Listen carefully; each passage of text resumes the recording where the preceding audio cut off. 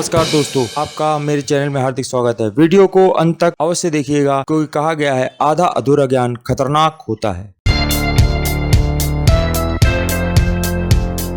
जैसा कि अब आपको विदित ही हो गया होगा कि आज यह वीडियो नवरात्र में प्याज और लहसुन क्यों नहीं खाते हैं, या आप ये भी समझ लीजिए कि व्रत में प्याज और लहसुन क्यों नहीं खाते हैं। उसके पीछे बहुत बड़ा कारण है जिसकी वजह से प्याज और लहसुन खाने के लिए व्रत में मना किया जाता है। आप यदि प्याज और लहसुन खा लेंगे तो उससे क्या क्या आपको फर्क पड़ता है नवरात्र के व्रत में या किसी और भी व्रत में, तो उसके बारे में मैं इस वीडियो में बताऊंगा। और ये भी बताऊंगा कि इसके पीछे कौन सी पौराणिक कथा है जिसकी वजह से प्याज और लहसुन खाने के लिए मना किया गया है। साथ ही यह भी बताऊंगा आपको कि व्रत में क्या क्या खाना चाहिए, क्या नहीं खाना चाहिए। दोनों ही तरह से है, आप समझ ही गए होंगे। प्याज लहसुन खाना तो वर्जित ही है, उसके बारे में और भी विशेष रूप से आपको बताऊंगा। साथ ही आप व्रत में क्या खा सकते हैं इसको भी बताऊंगा, और इसके पीछे कौन सी पौराणिक कथा है उसके बारे में भी आपको पूरे विस्तार से बताऊंगा। यदि आप पहली बार मेरे इस चैनल में आए हैं तो सब्सक्राइब करके अवश्य जाइएगा, और वीडियो देखने के बाद आप लाइक अवश्य कर दीजिएगा।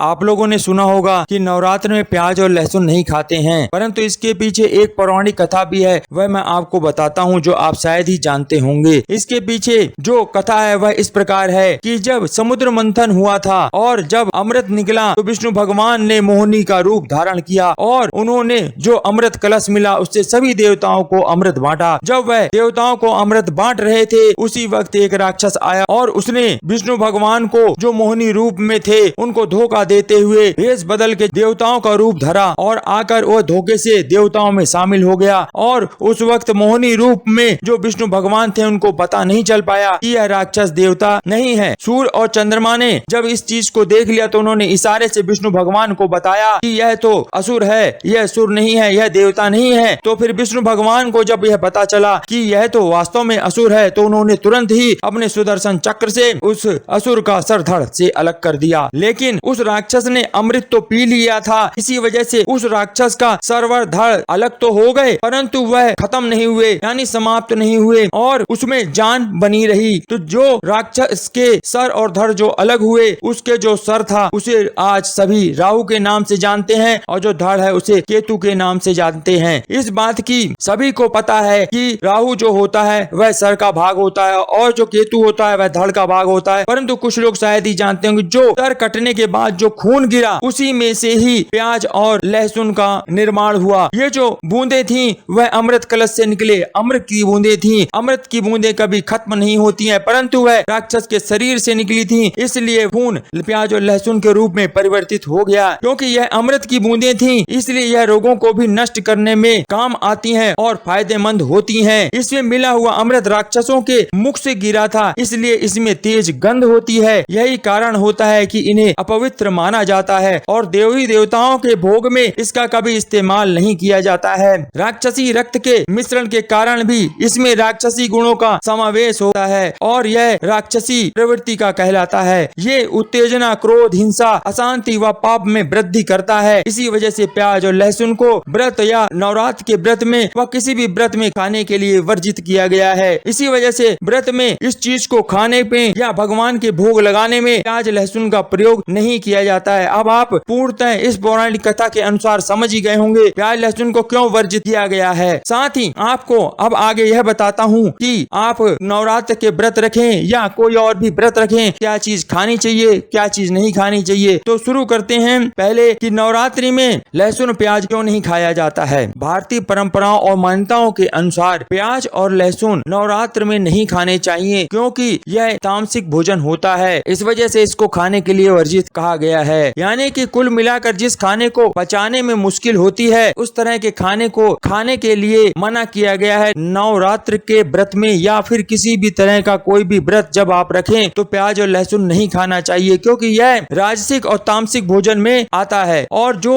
भी राजसिक और तामसिक भोजन होते हैं उसको अगर आपने खा लिया तो फिर आपके अंदर आलस्य आ जाएगा और आपका जो दिमाग है वह सुस्त सा हो जाता है। क्योंकि ये जो भोजन है प्याज प्याज और लहसुन यह आपके दिमाग को सुस्त बनाते हैं, यानी आराम के लिए कहते हैं कि अब आपको आराम करना चाहिए और काम नहीं करना चाहिए। उसका सीधा अर्थ ये होता है। और आप जब भी प्याज और लहसुन खाएंगे तो आपने देखा होगा आपको आलस सा आएगा और आपका मन करेगा चलो सो जाएं और आराम करें। लेकिन जब आप नवरात्र के व्रत करें या कोई और भी व्रत या उपवास आप करते हैं तो फिर आपको उसके अनुसार उस व्रत के दौरान आपको पूजा करना होता है और भी कई तरह के अनुष्ठान करने होते हैं, जिसके लिए आपके दिमाग को चुस्त दुरुस्त होना चाहिए और आपके अंदर फुर्ती होनी चाहिए, इसीलिए कि आपका दिमाग सुस्त ना हो और आप सही तरीके से सारे अनुष्ठान कर सकें, पूजा कर सकें, उसके लिए ही यह वर्जित बताया गया है। साथ ही नवरात्र में ये सब चीजें आपको नहीं खानी चाहिए, जैसे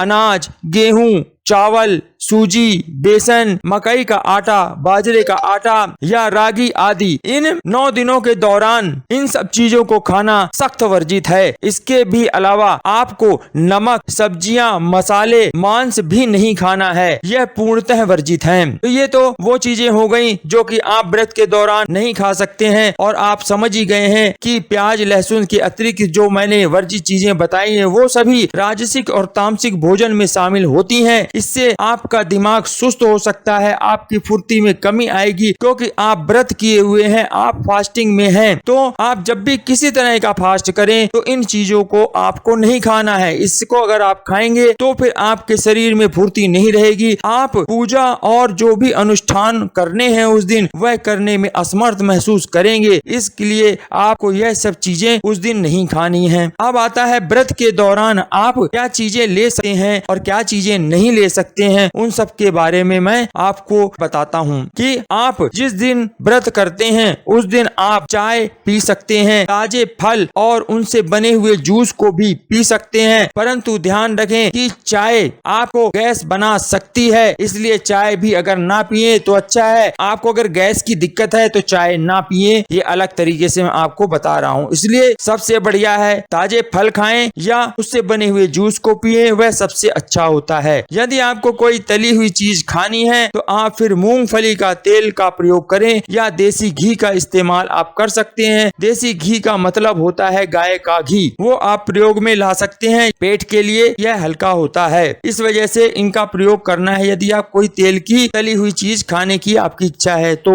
इसी कारण से सभी जगह आपने देखा होगा कि देसी घी के इस्तेमाल की सलाह फलाहार बनाने में दी जाती है, क्योंकि शुद्ध घी यानी गाय के घी को शुद्ध माना जाता है और इसका उपयोग पूजा पाठ में भी किया जाता है। इसी वजह से शुद्ध घी यानी कि गाय का घी कहा गया है, जो कि आपके लिए और आपके शरीर के लिए अच्छा होता है, यह सुपाच्य में माना गया है। तो आप व्रत के दौरान यह सब चीजें ले सकते हैं। साथ ही आप और भी क्या ले सकते हैं वह भी आपको आगे बताता हूँ कि आप अगर चाहें तो शकरकंदी, आलू, अरबी, पालक, तोरी, खीरा, गाजर की सब्जी भी आप खा सकते हैं। यह फलाहार के तौर पर आप साबूदाना का इस्तेमाल कर सकते हैं। वहीं राजगिरा के आटे का प्रयोग भी आप कर सकते हैं। अब आप समझ ही गए होंगे कि क्या चीजें खानी चाहिए, क्या चीजें नहीं खानी चाहिए। आपने व्रत जिस मनोकामना की पूर्ति के लिए रखा हो, भगवान करे वह आपकी मनोकामनाएं पूरी हो, आपका घर धन धान्य से संपूर्ण हो, आप सुखी हो, यही मैं उस ईश्वर से प्रार्थना करता हूँ जिसका आप व्रत रखते हैं। आपने वीडियो अंत तक देखा उसके लिए आपका बहुत बहुत धन्यवाद।